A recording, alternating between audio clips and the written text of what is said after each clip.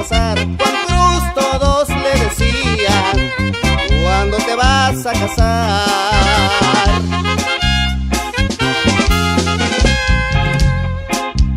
Trabajando allá en el campo, el solito era feliz,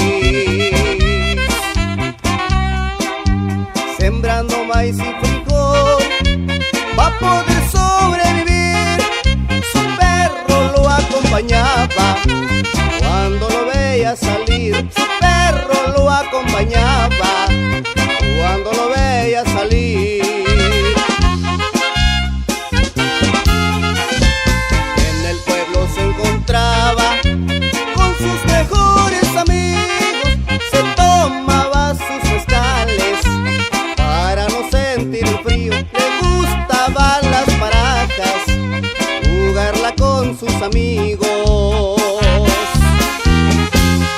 Y saludamos a Mundito Martínez y también para el güero allá en la Tisca.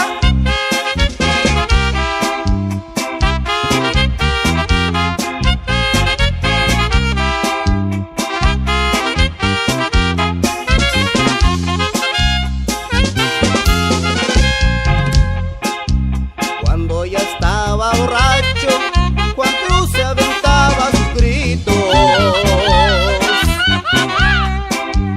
La gente que lo escuchaba, Juan Cruz ya andaba borrachito, ahí lo miraban bajar cuando se iba a su ranchito. Ahí lo miraban bajar cuando se iba a su ranchito.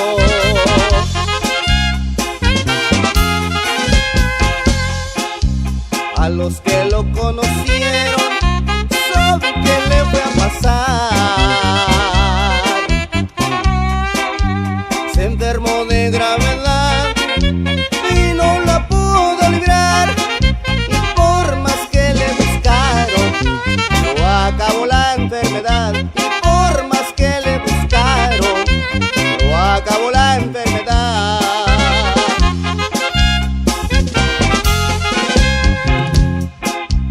Solo quedan sus recuerdos del lugar que fue su casa